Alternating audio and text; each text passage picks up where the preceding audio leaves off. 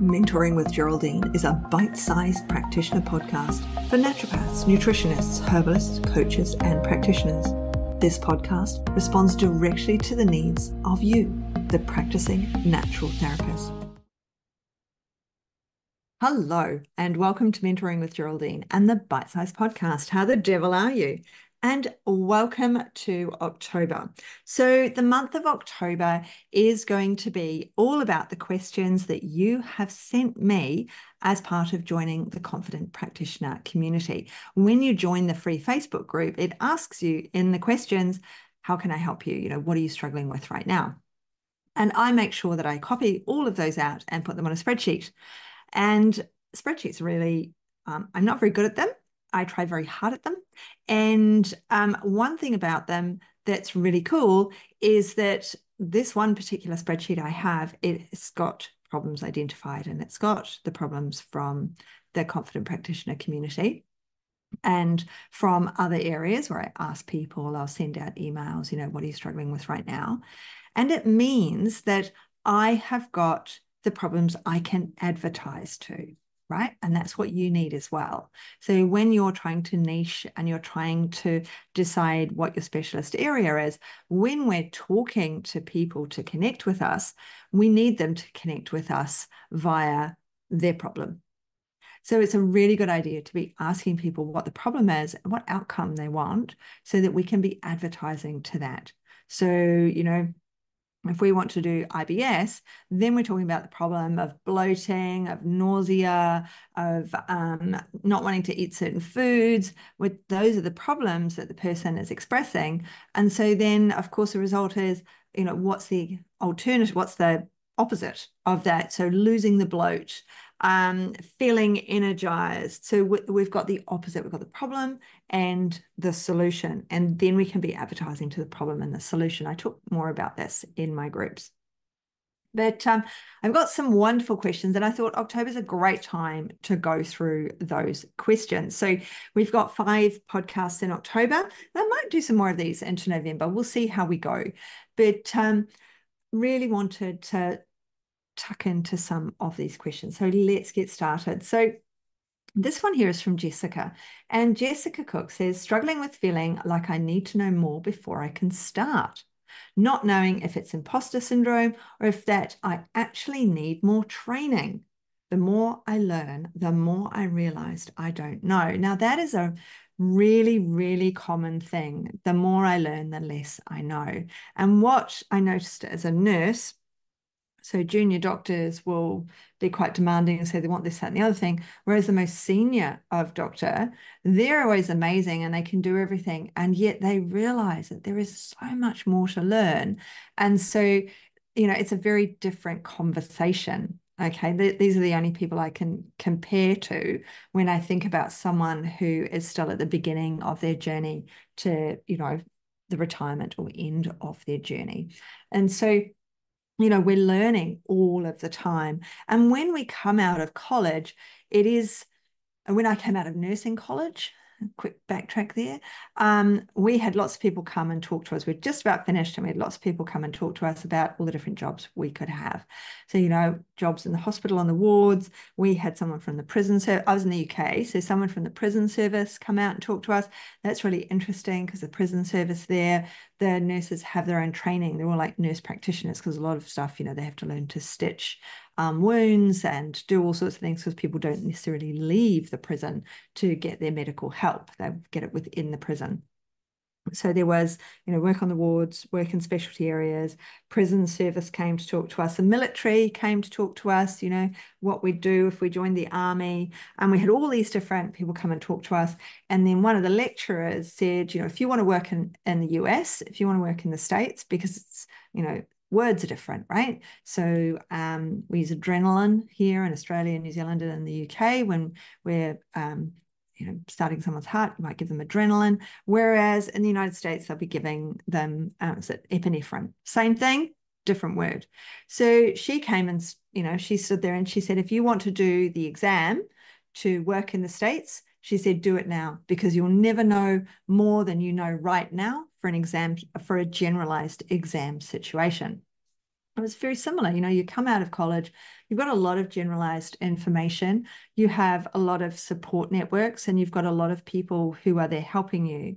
So when you come out, you need those stepping stones. Where am I going next? So I ran the graduate program for, I think it was 7 years, until I got bored delivering the same lectures. That's the honest truth of it. And because those were areas that people don't cover in college. So now you can just buy the lectures and listen to them and learn from them and still have contact with myself and have the group where you get to ask questions. So we need a pathway, right? When we're coming out, it's not imposter syndrome. So, she says, struggling with feeling like I need to know more before I can start, not knowing if it's imposter syndrome or if it's I actually need more training. Now, we don't need more training. We do, sorry, I should say we do need more training. We constantly need training. That's what CPE or CPD, whatever you want to call it, is all about. It's about updating. It's about training. It's about constantly learning and improving ourselves. So yes, we do need to keep training. We do need to keep learning. What we don't need are new modalities all of the time. Okay.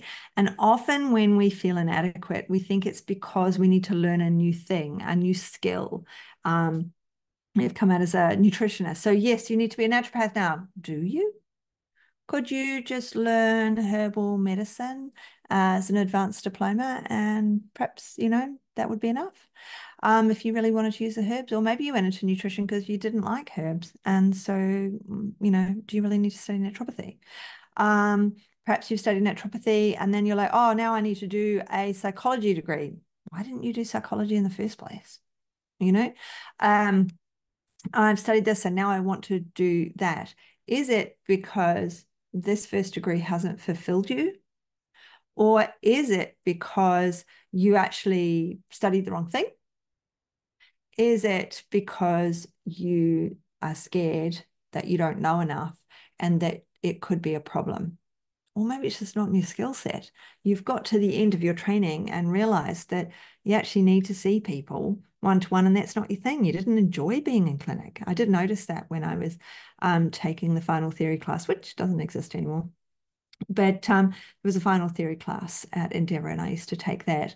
And right at the end of it, I was like to somebody, what are you going to do? And she said, well, I'm not going to do this. I don't like this one-to-one activity, which is what I've ended up with. So I'm going to have to do something else. I'm like, well, you can totally do programs, you can do groups, you can, perhaps then you do want to go into research and you do want to do that master's so that you can hang out as a researcher rather than as, but what are you going to research, and are you going to get funding? And, you would need to work for somebody else. So no, it's not imposter syndrome. What it is understanding that you need to learn more, that there is more to learn.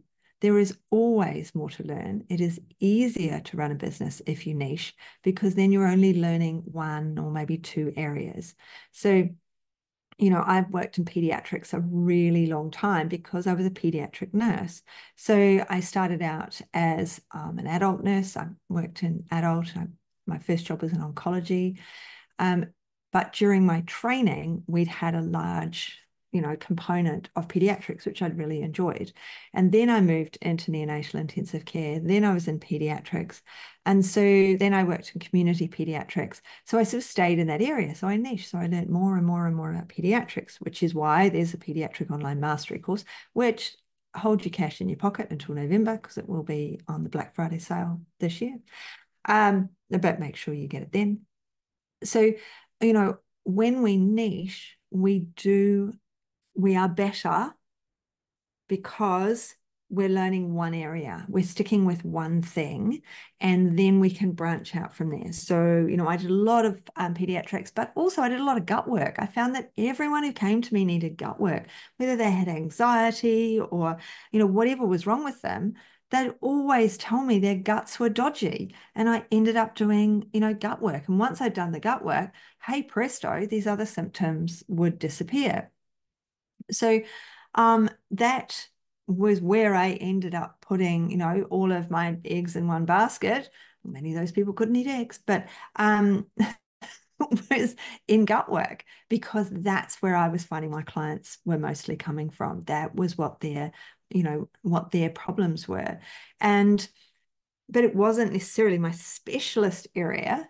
My specialist area was pediatrics, but I had a number of areas because a number of people that came to see me. So when I first qualified, it was all just menopause. All I saw were menopausal people. I didn't have menopause.